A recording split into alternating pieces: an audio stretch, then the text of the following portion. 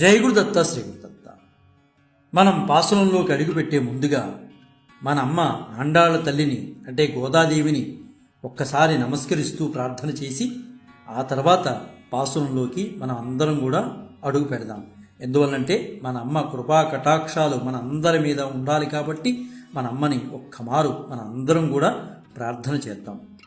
నీళాతుంగస్తనగిరితటి సుప్తముద్బోజ్య కృష్ణం పారాజ్యం స్వం శృతిశతశిరసిద్ధమజ్జాపయంతి స్వోచ్చిష్టాయాం సృజనిగళితం యా బలాత్కృత్య భుంక్తే గోదా తస్యై నమ ఇదమిదం భూయ ఏవాస్తు భూయః. తెలుగులో నీలోన్నతస్తనగిరిచర్యలన్ నిదురించు శ్రీకృష్ణ సింహమును ప్రేమారమేల్కొలిపి ఉపనిషత్ సిద్ధమౌ శేషత్వార్హతను తెలియజెప్పి ఆ ముక్తమాల్యముల ఆతనిని బంధించి భోగించు గోదమ్మ నీకిదే వందనము వందనము పాదాభివందనము. నేడు ధనుర్మాసంలో 6వ రోజు. అలాగే మన అమ్మ ఆండాళ్ళ తల్లి అంటే మన గోదామాత ఈరోజు తిరుప్పావై పాసురాల్లో 6వ పాసురాన్ని గానం చేయబోతున్నది. ఈ ధనుర్మాస వ్రతం అనేది దివ్యమైన భవ్యమైనటువంటి వ్రతం. ఈ వ్రతాన్ని అందరూ ఆచరించవచ్చు. దీనికి వర్ణాలతో కానీ కులాలతో కానీ మతాలతో కానీ సంబంధం లేదు. అంటే పరమాత్మను చేరుకోవడానికి ఎవరైనా వ్రతాన్ని ఆచరించవచ్చు. అయితే సంకుచిత స్వభావం పెంచి పోషించే మహానుభావులు మాత్రం ఈ వ్రతం మాత్రం కొరకన పడదు. ఎవరైతే సంకుచిత స్వభావం ఉన్నారో అటువంటి మహానుభావులకు మాత్రం ఈ వ్రతం అనేది వాళ్ళకి ఇష్టం ఉండదు. సరే, అటువంటి మహానుభావులను పక్కన పెడితే ఈ భవ్యమైన వ్రతానికి కావాల్సింది మాత్రం భగవంతునిపై గల ప్రేమ మాత్రమే. ఈ విధంగా మన అమ్మ ధనుర్మాస వ్రతాన్ని ప్రారంభించి మొదటి పాసురంలో తన తోటి గోపికలను ధనుర్మాస వ్రతానికి రమ్మని అందరినీ కూడా ఆహ్వానించింది. ఎవరిని వదిలేలా, రండర్రా మీరందరూ రండి, చక్కగా మనం ధనుర్మాస వ్రతాన్ని చేద్దాము, భగవంతుని యొక్క ప్రేమతత్వాన్ని మనం పొందుదాము అని అమ్మ అందరినీ ఆహ్వానించింది. వీరు నావారు వారు పరాయి వారు అని కాకుండా అందరినీ ఆహ్వానించింది. నిజానికి వారందరూ కూడా భాగ్యవంతులే. అప్పుడు అమ్మ చెప్తుంది, మీరు భాగ్యవంతులు గనక నేను చెప్తున్నాను, మీ ఆనందాలు కావు, భగవంతుణ్ణి భక్తితో ఆరాధిస్తే భగవంతుడు మురిసిపోతాడు చూసారా, అదే మనకి ఆనందం అని అమ్మ మొదటి పాసురంలో మనందరికీ కూడా తెలియజేస్తుంది. ఇక రెండో పాసురంలో ధనుర్మాస వ్రతానికి కావలసినటువంటి నియమ నిబంధనలన్నీ కూడా అమ్మ రెండో పాసురంలో చక్కగా తెలియజేసింది. ఇంకా మూడో పాసురంలో అమ్మ ఒక అద్భుతమైన ఘట్టాన్ని ఆవిష్కరిస్తుంది. ఇందులో అది ఏ ఘట్టం అంటే వామన అవతార ఘట్టాన్ని మనందరికీ కూడా తెలిసే విధంగా ఆవిష్కరిస్తుంది. సరే, వామనుని 3 అడుగుల నేల గురించి అమ్మ చెబుతూ ఒకటి అహంకారం అని, రెండోది మమకారం అని, మూడోది అవిద్య అని చక్కగా మనందరికీ కూడా తెలిసొచ్చే విధంగా అమ్మ చెప్తుంది. అయితే ఈ 3వ పాసురాన్ని మాత్రం ఆశీర్వచన పాసురంగా మన పెద్దలు చెప్తూ ఉంటారు. ఏ శుభకార్యం జరిగినా సర్వకాల సర్వావస్థల్లో ఈ పాసురాన్ని మన పెద్దలు చదువుతూ ఉంటారు. ఇంకా 4వ పాసురంకి వచ్చేప్పటికీ ఈ పాసురంలో అమ్మ ధనుర్మాస వ్రతానికి కావాల్సిన మొట్టమొదటి విధి ఏంటంటే స్నాన విధి.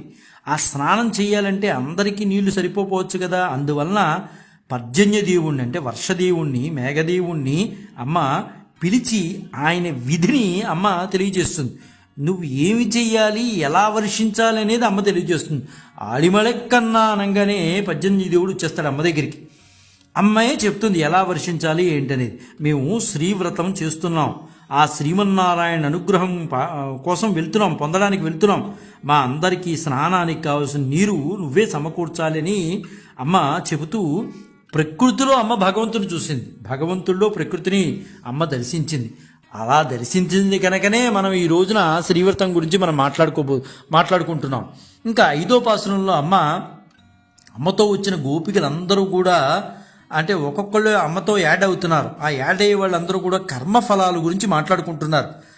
అమ్మ మాత్రం వాటిని అన్నిటినీ కూడా పక్కన పెట్టి పరమాత్మ నామాన్ని పట్టుకుంటారా, మీరందరూ కూడా కర్మ ఫలితాల గురించి మీరు మాట్లాడొద్దు, ఆయన చూసుకుంటారు మొత్తం అన్నీ కూడా, కాబట్టి మీరు కర్మ ఫలితాల గురించి మాట్లాడద్దు. అయ్యయ్యో మనం ఏదో పూర్వం ఏమన్నా తప్పులు చేసుంటే ఈ వ్రతాన్ని పూర్తిగా అవలంబించలేవేమో, అవన్నీ అడ్డుపడతాయేమో అని అనుకుంటున్నారు మీరు మనసులో. అవన్నీ తీసి పక్కన పెట్టండర్రా. మీరు కావాల్సింది ఏంటి? మీరు పరమాత్మ నామాన్ని పట్టుకోండి, ఆయనే తీసుకెళ్తాడు అన్నిటికీ, ఎందుకు మీరు భయపడతారు అని అమ్మ చాలా స్పష్టంగా 5వ పాసంలో మనందరికీ తెలిసి వచ్చే విధంగా చెప్పింది. స్మరణం ఆచరణం ఇవే మనకి శరణం అని అమ్మ చాలా సుస్పష్టంగా చెప్పిందండి. స్మరణం ఆచరణం, స్మరణ ఉండాలి, ఆచరణ ఉండాలి. ఈ రెండు ఉంటే అదే మనకి శరణం. ఈ కర్మల గురించి మీరు మాట్లాడద్దు, ఆయనే చూసుకుంటారు మొత్తం అంతా అని అమ్మ అందరికీ కూడా తెలియచెప్పింది. అయితే భగవత్తత్వం 5 విధాలుగా ఉంటుందని మన ఆగమాలు మనకి చెప్తూనే ఉన్నాయి. అయితే తిరుప్పావైలో 1వ పాసురం పరమపదంలోని నారాయణ పరత్వాన్ని, 2వ పాసురం పరవాసుదేవ వ్యూహతత్వాన్ని, 3వ పాసురం వామనావతార విభవతత్వాన్ని, 4వ పాసురం అంతర్యామి తత్వాన్ని, 5వ పాసురం అత్యామూర్తి తత్వాన్ని తెలియజేస్తాయి. ఈ 5 పాసురాలు కూడా చక్కగా అమ్మ మనకి తెలియజేసింది. అయితే ఈ 5 పాసురాలు కూడా అమ్మ అందరినీ ఆహ్వానించింది, రమ్మని చెప్పి అందరినీ ఆహ్వానించింది. అందరూ కూడా వచ్చారు ఈ ధనుర్మాస వ్రతాన్ని చేయడానికి. అమ్మ పిలవంగానే అమ్మే పిలిస్తే రానివాడు ఎవడు, అందరూ వచ్చారు. వస్తుంటే అందరూ కూడా 5వ పాసురం వరకు కూడా అమ్మ అందరినీ ఆహ్వానించింది కాబట్టి అందరూ కూడా అమ్మతో పాటు వచ్చారు. వచ్చిన తర్వాత నుంచి అక్కడి నుంచి శ్రీవ్రతం ప్రారంభమవుతుంది. అంటే 6వ పాసురం నుంచి మనకి శ్రీవ్రతం ప్రారంభమైనట్లెక్కే. అప్పుడు గోదామాత వ్రతాన్ని ప్రారంభించడానికి సంసిద్ధురాలై ఉంది. అప్పుడు అమ్మ అడుగుతోంది, అందరూ వచ్చారండరా, ఎవరన్నా మిస్ అయ్యారా అని అడిగింది. అప్పుడు పక్కన ఉన్నటువంటి ఆ గోపికలు అన్నారు, అమ్మా ఎవరో 10 మంది మిస్ అయినట్టున్నారమ్మా అని అన్నారు. అయ్యో 10 మంది మిస్ అయ్యారా, ఆ 10 మందిని లేపండర్రా వెళ్ళి అంటే, అక్కడ ఉన్నటువంటి గోపికలకు 10 మంది గోపికలే మిస్ అయ్యారు అనుకుంటున్నారు. అంటే 990 మంది వచ్చేసారు. సహస్రం పూర్తవడానికి ఇంకో 10 ఉండాలి. ఈ 10 మంది కూడా వాళ్ళు గోపికలుగా భావిస్తున్నారు. కానీ మనమ్మ ఆ 10 మందిని గోపికలుగా భావించట్ల, ఆచార్యులుగా భావిస్తోంది. ఎంత చక్కగా చూడండి, అమ్మ భావన వేరు, గోపికల పక్కన ఉన్న భావన వేరు. వాళ్ళు సాధారణమైన గోపికలు అనుకుంటున్నారు ఆ 10 మందిని, కానీ అమ్మ సాధారణమైన గోపికలుగా తీసుకోవట్లా వాళ్ళని, ఆ 10 మందిని కూడా. అమ్మ అయ్యయ్యో ఆ 10 మందిని లేపుకురండరా మీరు, ఎందువల్ల వదిలేస్తే ఎలాగరా అలాగా, మనం ఈ వ్రతం చక్కగా దివ్యమైన భవ్యమైన ధనుర్మాస వ్రతాన్ని చేస్తున్నాం, ఆ 10 మంది కూడా వస్తే ఎంత బాగుంటుంది అని అమ్మ చెప్తోంది. ఎందువల్ల అంటే వాళ్ళందరూ కూడా ఆచార్యులు, ఆ గోపికలందరూ కూడా ఆచార్యతత్వంలో ఉన్నటువంటి వారు. వాళ్ళు యోగ నిద్రలో ఉన్నారు, పడుకుని ఉన్నారు. వాళ్ళని ఈ గోపికల ద్వారా లేపమని చెప్తోంది అమ్మ. సరే వీళ్ళు లేపడానికి వెళ్ళారు. అయితే అమ్మ ఎందుకు ఆ 10 మందిని వదిలేసి 990 మందితో వెళ్ళిపోవచ్చు కదా, వ్రతాన్ని చేసుకోవచ్చు కదా అంటే, ఇక్కడ ఒక చిన్న విషయం ఉంది. ఏంటంటే ఎప్పుడైనా సరే ఏదైనా ఒక దేవాలయానికి గురుస్థానంతో పాటు మనం వెళితే ఆ గురువుతో పాటు మనకి కూడా చక్కటి వాతావరణం అనేది, అనుకూల వాతావరణం అనేది ఉంటుంది. అలా కాకుండా మనంతట మనం వెళ్తే మనకి బాగుంటుంది, కానీ గురుస్థానంతో వెళ్ళినటువంటి స్థానం రాదు. అక్కడ గురువుని ఆదరించినప్పుడు మనం కూడా పక్కన ఉంటే మనం కూడా అంతో ఇంతో ఆదరణ వారి నుంచి పొందుతాం. అంటే భగవంతుని దగ్గరికి వెళ్ళేటప్పుడు అమ్మ ఏం చెప్తోందంటే, భగవంతుని దగ్గరికి వెళ్ళేటప్పుడు ఆచార్యుల్ని అంటే గురువుల్ని వెంట పెట్టుకుని వెళ్ళటం వలన భగవంతుడి చూపు ఎవరి మీద ఉంటుంది? ఆచార్యుల మీద ఉంటుంది. గుడికి వెళ్తే స్వామి ఎవరి అధీనంలో ఉంటారు? ఆ మంత్రము చదివేటటువంటి ఆచార్యులు అధీనంలో ఉంటారు. కాబట్టి గురువును ముందు పెట్టుకుని వెళ్ళాలి అనేది అమ్మ ఆలోచన. అందువలన ఆ యోగ నిద్రలో ఉన్నటువంటి గోపబాలికలు ఎవరైతే ఉన్నారో వీళ్ళందరికీ గోపబాలికలుగానే అనిపిస్తున్నారు. అమ్మ దృష్టిలో మాత్రం వాళ్ళు గోపబాలికలు కాదు, మహర్షులు, మహా ఋషులు వాళ్ళు. అటువంటి వాళ్ళని లేపుకురమ్మని అమ్మ చెప్తోంది. మిగిలిన 10 మందిని కూడా గోపబాలికలను లేపుకు రెండర్రా మీరు, చక్కగా వాళ్ళందరితో కలిసి మనం వెళ్దాం అని చెప్తోంది. ఇక్కడ అమ్మ ఒక సత్సాంప్రదాయ రహస్యాలను మనకి తెలియజేస్తోంది. పరమాత్మని ఆశ్రయించేటప్పుడు మన ప్రయత్నం చేతనే పొందతాము అనే మాట అనుకోకూడదు. నేను కాబట్టి వెళ్ళి పరమాత్మను దర్శిస్తున్నాను అనే మాట అనకూడదు. నా ప్రయత్నం వల్లే జరుగుతోంది, నేను కాబట్టి మిమ్మల్ని అందరినీ తిరుపతి తీసుకెళ్తున్నాను అని అనుకోకూడదు. ఇక్కడ అదే చెప్తోంది అమ్మ. భగవదనుభవము నిష్ణాతులైన వారిని ఆశ్రయించి వారి పురుషకారంతో పరమాత్మను చేరవలను అని చెప్తోంది. ఇక్కడ ఎంత అద్భుతంగా చెప్తుందో, భగవదనుభవం కలిగినటువంటి వారిని నిష్ణాతుల్ని ఆశ్రయించి వారి యొక్క పురుషకారంతోనే పరమాత్మను చేరాలి. కాబట్టి నేనేదో గొప్పవాడిని అని చెప్పేసి నువ్వు వెళ్ళిపోయి పరమాత్మ దగ్గరికి వెళ్తే అది ఉపయోగం లేదు. పరమాత్మ మనకు అనుగ్రహం ఇవ్వచ్చు, ఇవ్వకపోవచ్చు. గురువులను వెంట పెట్టుకుని వెళ్తే పరమాత్మ మురిసిపోతాడు. ఆచార్యులను వెంట పెట్టుకుని వెళ్తే పరమాత్మ మురిసిపోతాడు. ఆయన చూపు మొట్టమొదటిగా మనం ఎంతమంది వెళ్ళినా ఆచార్యుడు వచ్చాడా లేదా అని చూస్తాడు ముందు ఆయన. అందువల్ల ఆచార్యులను వెంట పెట్టుకుని వెళ్దామని అమ్మకి తెలుసు కదా మొత్తం అంతా స్వామివారి గురించి. బయట వాళ్ళకి అయితే తెలియకపోవచ్చు, అమ్మకి మొత్తం తెలుసు కదా. అందువల్ల ఆచార్యం లేపండి అంటే వీళ్ళు ఏమన్నా అనుకుంటారేమో, ఆ గోప బాలికలు లేవండి అని చెప్పేసి అమ్మ చెప్పింది. సరే, ఇక్కడ పురుషకారం అనే మాట ఈ పాసురాల్లో 3 రకాలుగా మనకి వినిపిస్తుందండి. నిజానికి పురుషకారం అంటే లక్ష్మీదేవిగా మనం మాట్లాడుకుంటాం. ఇక్కడ పురుషకారాన్ని మనం మాట్లాడేటప్పుడు ఇక్కడ ఆచార్యుడిగా మనం మాట్లాడతాం. పురుషకారం అనగానే అధికంగా ఇచ్చేవాడిని కూడా మనం మాట్లాడతాం. అంటే పురుష అనే పదానికి పురుషనోతి ఇతి పురుష అనేది మనకి సంస్కృత వాక్యం చెప్తుంది. పురుష అంటే పురుషనోతి ఇతి పురుష అని మనకి చెప్తుంది. అంటే ఖచ్చితంగా చెప్పాలంటే పురు అంటే అధికంగా, స అంటే ఇచ్చేవాడు అని అర్థం. మనకు సర్వం ఇచ్చేవాడు ఎవరండి? పరమాత్మే. ఆ పరమాత్మనే పురుషకారం అంటారు ఇక్కడ. అంటే 3 రూపాల్లో మనం పురుషకారాన్ని మనం మాట్లాడుకోవచ్చు. అదే పురుషకారాన్ని ఆచార్యునిగా మాట్లాడచ్చు, అదే పురుషకారాన్ని లక్ష్మీదేవిగా మనం మాట్లాడచ్చు. ఇక్కడ ఆచార్యునిగా మనం మాట్లాడుతున్నాం. ఆయన అట్టి ఔదార్యం చూపుటకు జీవుని యోగ్యుని చేసి పరమాత్మకు అందించేవాడు ఎవరు? ఒక జీవుణ్ణి యోగ్యుడిగా చేసి పరమాత్మ దగ్గర నుంచోబెట్టేవాడు ఎవరు? ఆచార్యుడు. అందువలన ఆచార్యుణ్ణి ఏమంటారయ్యా అంటే పురుషకారం అంటారు. అలాగే లక్ష్మీదేవిని కూడా పురుషకారం అంటారు. ఈ సంప్రదాయం నిరూపించుటకు ఆండాళ్ళ మాత మన గోదాదేవి భగవదనుభవం కలిగినటువంటి నిష్ఠాపరులైనటువంటి 10 మంది గోపికలను మేల్కొలిపి వారిని ముందుంచుకుని శ్రీకృష్ణుడి సన్నిధికి వెళ్తోంది. ఎంత తెలివైందండి మన అమ్మ! ఎంత నిష్ఠాగరిష్ఠులైనటువంటి మహానుభావుల్ని ముందు లేపి వాళ్ళని నుంచోపెట్టి వీళ్ళందరూ వెనకాలండి వాళ్ళని ముందు నుంచోపెట్టి తీసుకెళ్తోంది అమ్మ. ఎందువలన? స్వామికి ఆచార్యులంటే ఇష్టము, గురువులంటే ఇష్టము. గురువు వచ్చాడా లేదా, ఆచార్యుడు వచ్చాడా లేదా ముందు చూసుకుంటాడు స్వామి. వాళ్ళు కనిపించారంటే ఆనందపడిపోతాడు. ఎందువల్లంటే సేవలన్నీ వాళ్ళ ద్వారానే కదా జరిగేవి. కాబట్టి ఆయన ఒకసారి చూసుకుంటాడు, అమ్మయ్య వచ్చారు అని అనుకుంటాడు. అలాగా ఇక్కడ గురువులను ముందు పెట్టి వెళితే ఖచ్చితంగా మంచి జరుగుతుందని అమ్మ ఆ 10 మందిని లేపమంది. ఇక్కడ ఒక సందేహం రావచ్చు, అదేంటండి వాళ్ళు గురువులు అంటున్నారు, చక్కగా నిద్రపోతున్నారు ఏంటి?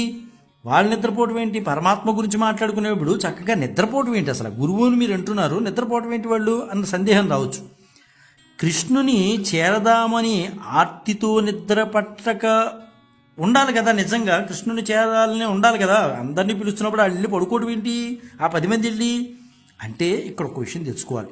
నిద్ర అనగా అన్ని ఇంద్రియ వ్యాపారములు మాని మనస్సు విశ్రాంతిగా తీసుకొనగా ఆత్మ పరమాత్మతో చేరి ఉండుటే. ఇది నిత్యము ప్రతి జీవికి ఎక్కడ జరుగుతుంది? అందరికీ ఉందండి. ఇది ఆత్మ పరమాత్మతో చేరి ఉండే స్థితి అందరికీ వస్తుంది. ఎప్పుడు వస్తుంది? సుషుప్తిలో కలుగుతుంది. అది కొద్ది నిమిషాల కాలం ఉంటుంది ఆ సుషుప్తి అనేది. అప్పుడు ఎవ్వరికీ తెలియదు. మనం మాట్లాడుకుంటూ ఉంటాం, డీప్ స్లీప్ అని మాట్లాడుకుంటూ ఉంటాం. ఇంకా ఆ స్థాయిలో ఎవ్వరికీ తెలియదు. ఆ స్థాయి అనమాట అది. అంటే ఇక్కడ సుషుప్తి అనే దాన్ని సుష్టు అపీతో భవతి స్వపితి అని మనకి సంస్కృత వాక్యం చెప్తోంది. అంటే ఆత్మ పరమాత్మతో బాగా కలిసి ఉండటం, అదే నిద్రించడం.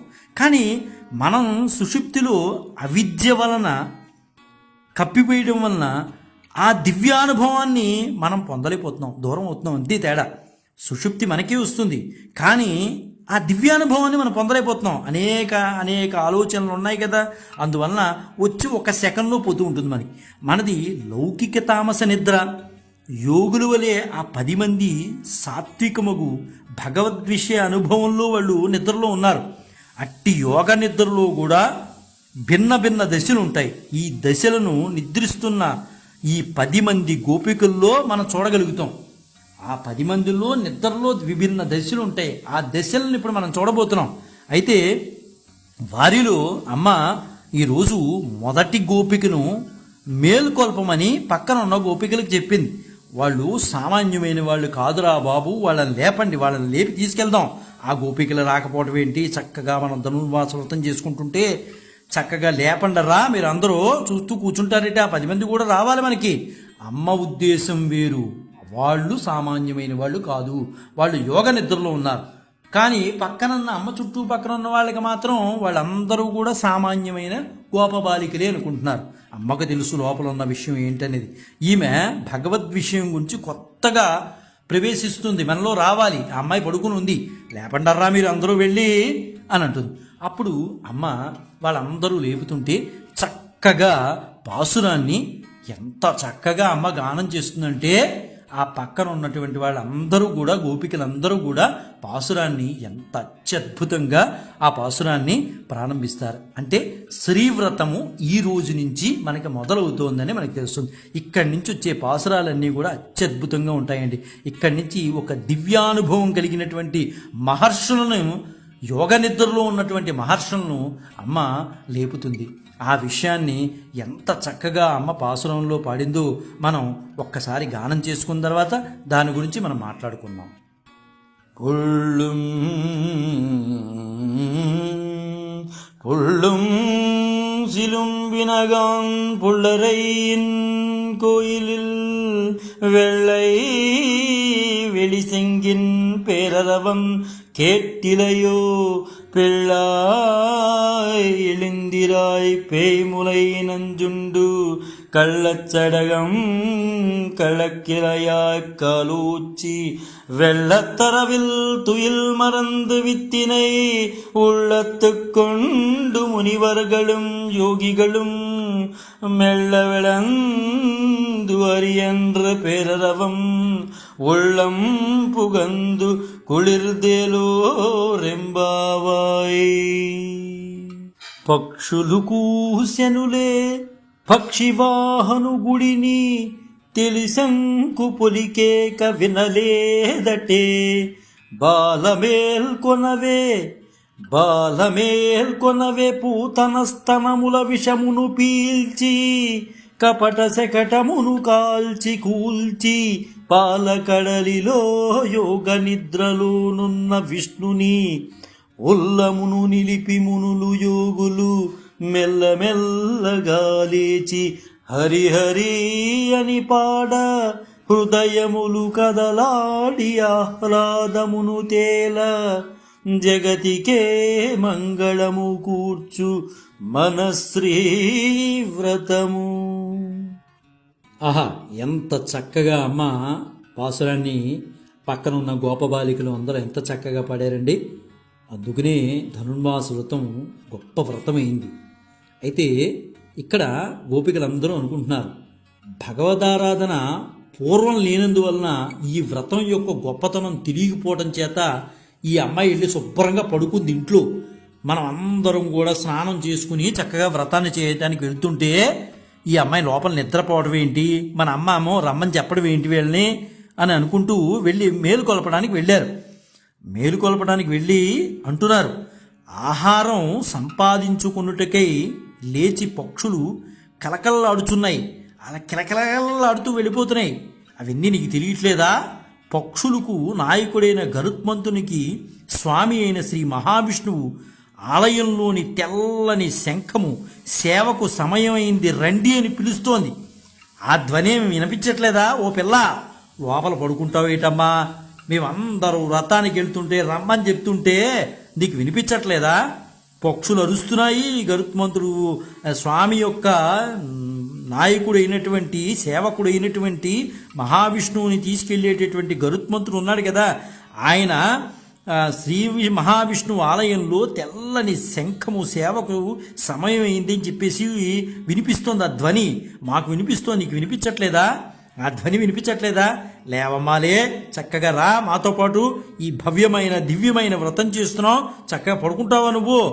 మేము ఆహా, బహుశా నువ్వు అలా అనుకుంటున్నావా? మమ్మల్ని ఎవరో లేపారు కాబట్టి మేము కూడా అలా లేచామని అనుకుంటున్నావా? అమ్మో, మమ్మల్ని ఎవరినీ లేపలేదు. మేము ఎలా లేచామో విను, మేము చెప్తాం. పూతన స్తన్యపానము విషమును ఆరగించిన వాడును, శకటాసుని సంధులు విడిపోవునట్టు కాలు చాచి కూల్చిన వాడును, అంటే ఒక్క తన్ను తన్నిన వాడును, పాల సముద్రంలో శేషశయనమున యోగ నిద్రలో లోకరక్షణ చింతన చేయుచున్న జగత్కారణభూతుడు తమ హృదయాలను పదిలిపరుచుకుని మెల్లమెల్లగా లేచుచూ మునులు యోగులు వారు హరి శ్రీహరి అంటూ సంకీర్తనం చేస్తున్నారు. శ్రీహరి నామ సంకీర్తనం అది మా హృదయాలకు తట్టి లేపింది. మమ్మల్ని ఎవ్వరూ లేపలా. వాళ్ళు యోగులు మునులు పక్కన గుడుల్లో కూర్చుని శ్రీహరి యొక్క నామ సంకీర్తనం చేస్తుంటే ఆ నామ సంకీర్తన మాకు చెవులకి వినబడి చల్లబడి చేసిన శరీరాన్ని. వెంటనే మేము లేచేసాం. ఎక్కడి నుంచి వస్తుందో ఈ సంకీర్తన. మమ్మల్ని ఎవరినీ లేపలేదమ్మా, నీకులాగా మేము వచ్చి నిన్ను లేపుతున్నాం కానీ మమ్మల్ని ఎవరినీ లేపలా. మమ్మల్ని ఎవరూ వచ్చి లేపలా. మేమే ఆ శ్రీహరి మాట విని లేచేసాం. ఓ పిల్ల, నీవు కూడా లేచిరమ్మా, లోపల రా, మాకు బాతో పాటు రా. నువ్వు లోపల పడుకుంటే ఎలాగా? మా అమ్మ ఆండాళ్ళు తల్లి రమ్మని చెప్తోంది నిన్ను కూడా, అందుకనే వచ్చాం, రావమ్మా అని గోపికలందరూ కూడా ఆ లోపల ఉన్నటువంటి చిన్న గోపబాలికని రమ్మని చెప్పేసి మేలు కొలుపుతారు. సరే, ఆ అమ్మ కూడా లోపల ఉన్నటువంటి గోప బాలిక అంటే చాలా దివ్యమైనటువంటి ఋషిత్వం కలిగినటువంటి ఆ గోపబాలిక అనమాట. ఆ అమ్మాయి కూడా ఈ ధనుర్మాస వ్రతానికి వచ్చి వీళ్ళతో పాటు గోపికా బృందంలో యాడ్ అవుతుంది. సరే, ఇక్కడ మనం మాట్లాడుకోవాలంటే అమ్మ 10 మంది మాత్రమే నిద్రపోవుట వారిని మేలుకొనుట అనే దానిలో అంతరార్థం ఉంది. ఇక్కడ 10 మందిని ఎందుకు లేపమంది? 15 మందిని ఎందుకు లేపద్దంది? 10 మందిని ఎందుకు లేపమంది అంటే ఒక చిన్న విషయం అమ్మ చెప్తుంది. ఏంటంటే ఇందులో విష్ణు ఆలయాల్లో మూల విరాటుతో పాటు భగవద్భక్తులగునటువంటి 10 ఆళ్వార్లు ప్రతిష్ఠించబడి ఉంటారు. నిజానికి చెప్పాలంటే ఆళ్వార్లు లేనటువంటి ఆలయం దివ్య దేశము కాదు అంటారు. మనము భగవదాలయానికి వెళ్ళినప్పుడు అంటే వైష్ణవాలయాలకు వెళ్ళినప్పుడు మనం చేయవలసింది ఏంటి? శైవాగమనాల్లో వేరేగా చెప్తారు, వైష్ణవాగమనాల్లో వేరేగా చెప్తారు. అంటే విష్ణుమూర్తిని దర్శించడానికి వెళ్ళినప్పుడు ముందు మనం ఏం చేయాలి? వెళ్ళినప్పుడు ముందు ప్రదక్షిణ చేసి ఆళ్వార్లను సేవించి తిరిగి వచ్చి ధ్వజస్తంభం వద్ద నమస్కరించాలి. తర్వాత అమ్మవారిని సేవించి ఆ పైన గర్భగుడిలో మూల విరాట్ను సేవించుట ఆచారంగా వస్తుంది ఎప్పుడు.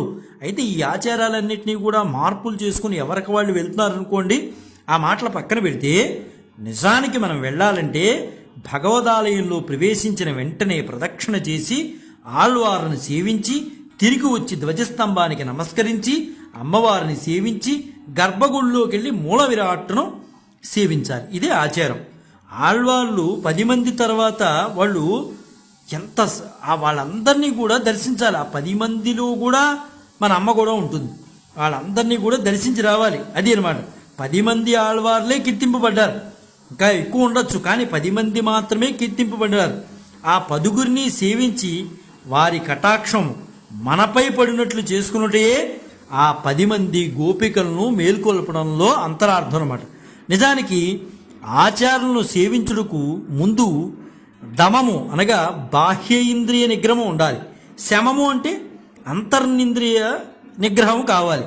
సత్సాంగత్యముచే ఈ 10 జ్ఞానేంద్రియ కర్మేంద్రియములు వృత్తులు దిద్దుబాటు అవుతాయని ఇక్కడ అమ్మ చాలా చక్కగా చెప్తోంది. ఎంత చక్కగా చెప్తోందో తెలుసండి.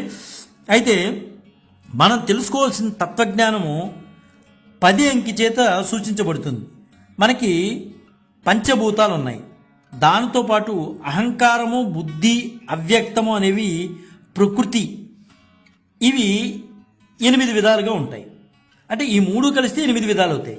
వీటిని జీవతత్వము, పరమాత్మతత్వము ఈ 2 కలిపామనుకోండి 10 అవుతాయి మొత్తం. అయితే 9కి 1 చేరగానే ఆ 1కి మిగిలి 9కి బదులు 0 చేర్చి 1 10 అగును. దీని అర్థం ఏంటంటే 1 పక్కన ఉన్నప్పుడే ఆ 0కి విలువ. ఆ ఒకటి లేదనుకోండి, ఆ సున్నకి విలువ ఉంది. ఆ ఒకటి వచ్చి చేరింది కాబట్టే ఆ సున్నకి విలువ వచ్చింది. ఆ ఒకటి ఎవరయ్యా అంటే ఆ పరమాత్మే ఒకటి. అందుకనే అమ్మ అంత స్పష్టంగా ఆ 10 మందిని లేపమంది. ఆ పరమాత్మ ఒక్కడే. ఆ ముందు సున్నకు విలువ లేదు. ఆ ఒకటి వచ్చి చేరింది కాబట్టి ఆ 10 మంది అయ్యారు. ఆ 10 మందిని వెంట పెట్టుకుని వెళ్తే గానీ ఇప్పుడు పరమాత్మ దర్శనం అనేది అవ్వదు.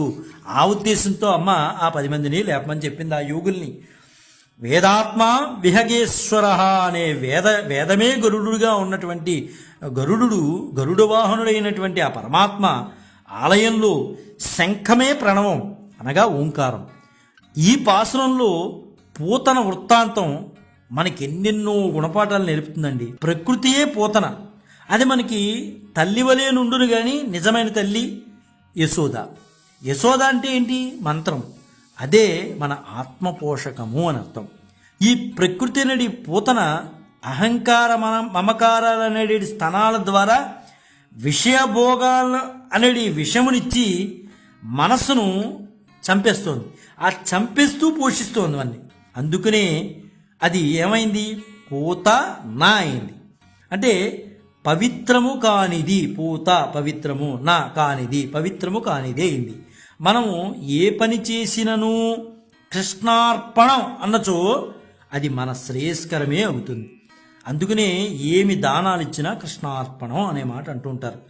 ఇక్కడ శకటాసుడు వృత్తాంతం కూడా వస్తుంది. ఆ బండి ఏంటి? మన దేహం. దాని చక్రాలు పాపపుణ్యాలు, కర్మలు. అసురావేశమును ప్రవర్తించుచున్న మనకు ఆ శ్రీకృష్ణ పాదం తగిలితే చాలండి. ఆ శ్రీకృష్ణ పాదం తగిలితే చాలు, మన కర్మలన్నీ కూడా పటాపంచలైపోతాయి. మన శరీర చక్రములు విరిగి పడిపోయి మనకి మోక్షం కలుగుతుంది. ఆ శ్రీకృష్ణుని యొక్క పాద స్పర్శ చాలు, ఒక్క వేలు తగిలితే చాలు, మనకి మోక్షం లభించినట్లెక్కే, మన కర్మలన్నీ పోయినట్లెక్కే.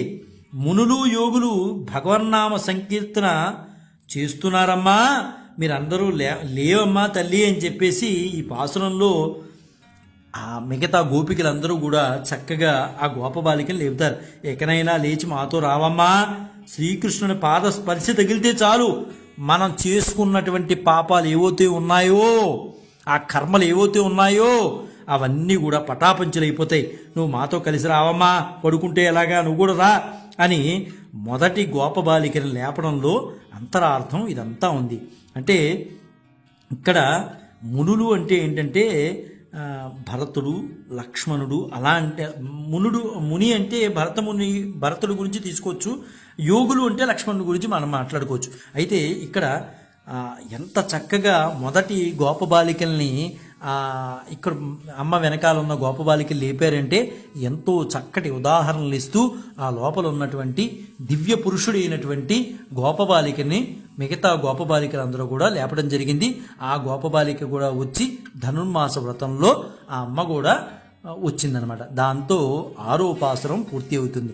రేపు 7వ పాసురంలో అమ్మ మరొక గోపబాలికని లేపడం కోసం సంసిద్ధురాలు అవుతుంది. అది ఏంటో రేపు మనం అందరం కలుసుకున్న రోజున మనం మాట్లాడుకుందాం. జై గురుదత్త, శ్రీ గురుదత్త, శ్రీపాద శ్రీవల్లభ చందాసుడు, మానికొండ రాజశేఖర శర్మ, రాజమహేంద్రరావు.